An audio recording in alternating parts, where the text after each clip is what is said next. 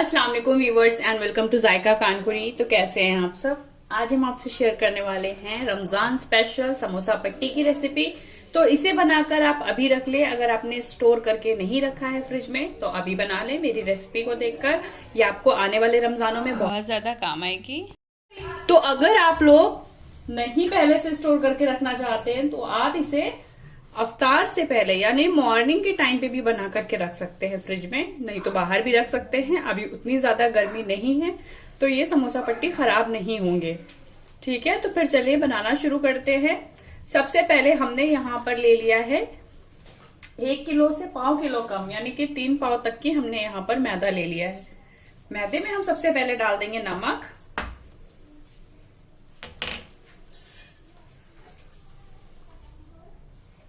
तो ये देखिए सबसे पहले हम नमक डाल देंगे। नमक हमने इसमें 1 टीस्पून ऐड किया है। तो ये देखिए हम नमक को अच्छे से मिला लेंगे मैदे में। और अब हम इसमें डाल देंगे तेल।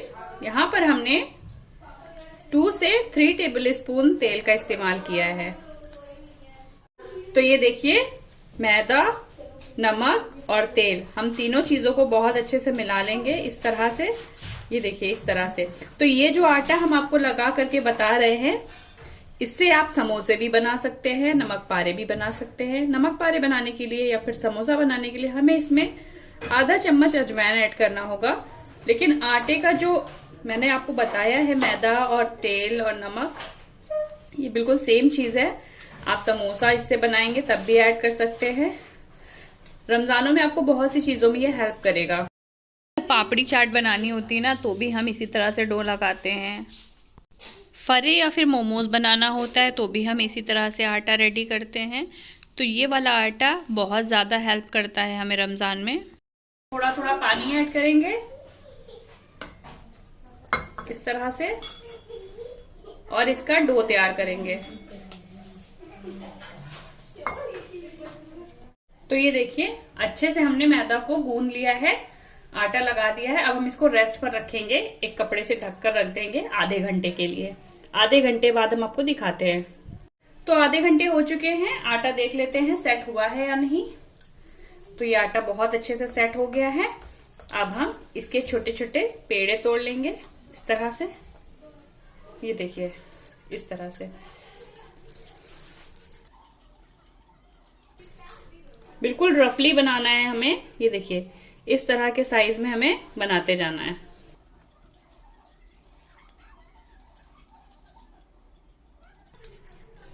ये देखिए एक ही साइज का हमको बनाना है। आप चाहें तो वेट बॉक्स से वेट भी कर सकते हैं, वेट कर करके बना ले। तो ये देखिए बिल्कुल रफली बॉल छोटे छोटे हमने बना लिए हैं समोसा पट्टी के लिए। इसे अब हम साइड कर देंगे।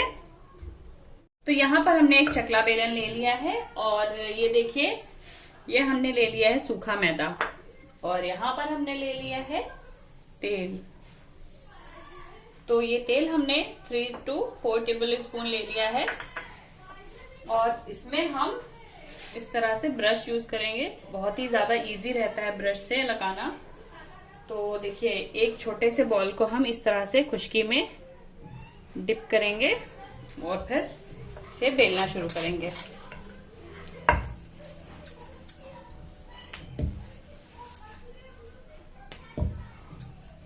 इसको साइड कर देंगे। दूसरा वाला भी हम इसी तरह से खुश्की में डिप करेंगे और फिर इस तरह से बेलेंगे।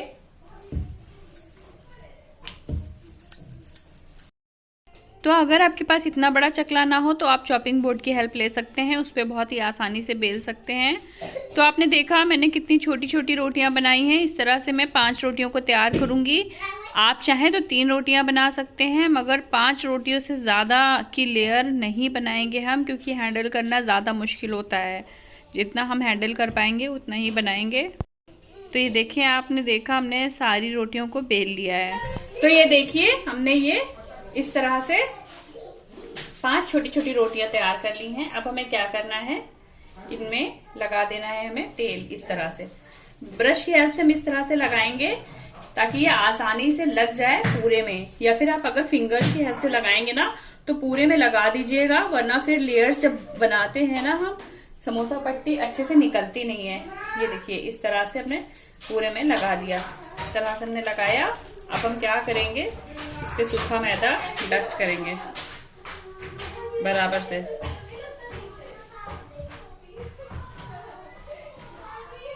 किनारों पर जरूर लगाइएगा आप, क्योंकि किनारों से जल्दी अक्सर ऐसा होता है कि नहीं निकलता है जो दूसरा वाला पीस हमने तैयार किया ना वो, इसलिए आप किनारों पर जरूर लगाइएगा।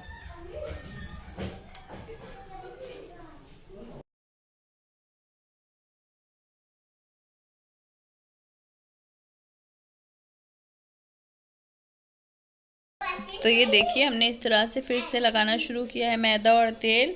इसी तरह से हम एक दूसरे के ऊपर रोटियों को रखते जाएंगे, और जब 5 रोटी की इस तरह से एक रोटी बन जाएगी तब हम इसे बेल लेंगे।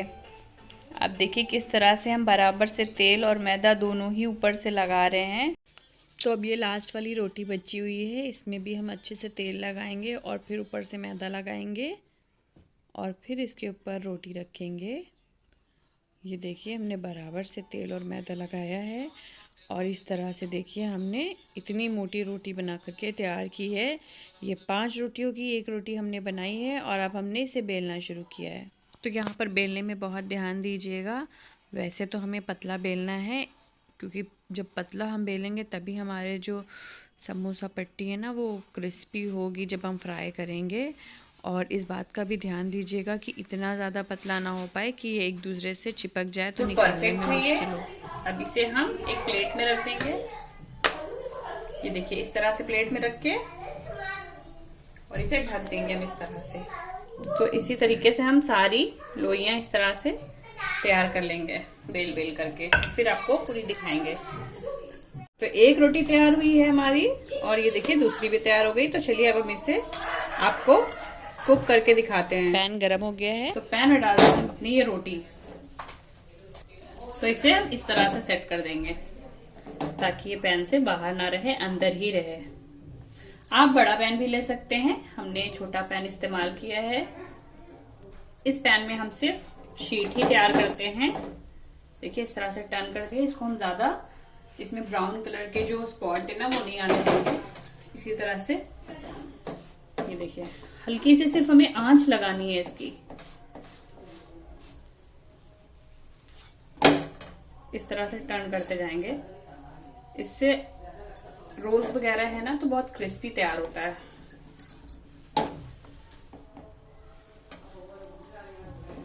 फ्लेम बिल्कुल लो है हमारी। तो चिमटे से इस तरह से एक बार और सेक लेंगे, उसके बाद हम उतार लेंगे इस रोटी को पैन से। अब हम दूसरी वाली रोटी भी इसी तरह से सेक लेंगे। इस तरह से डालेंगे और इस तरह से ऐसे सेट कर लेंगे।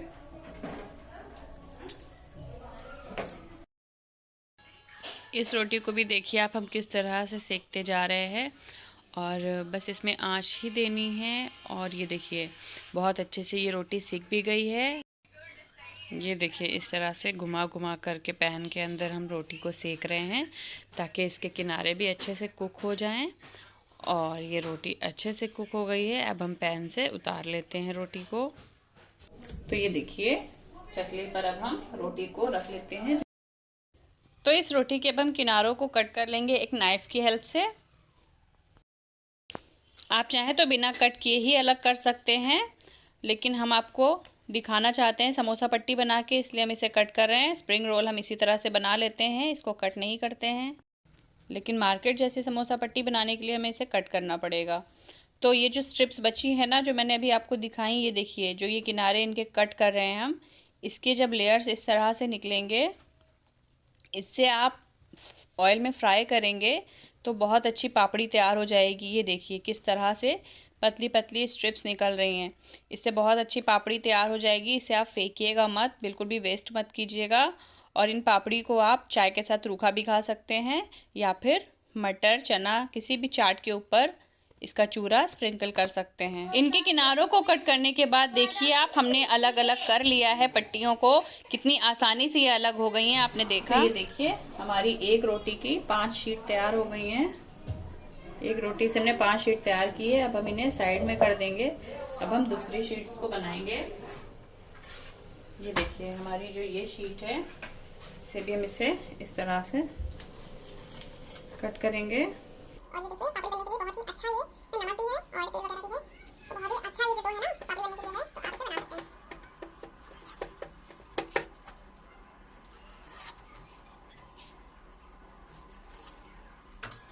तो ये देखिए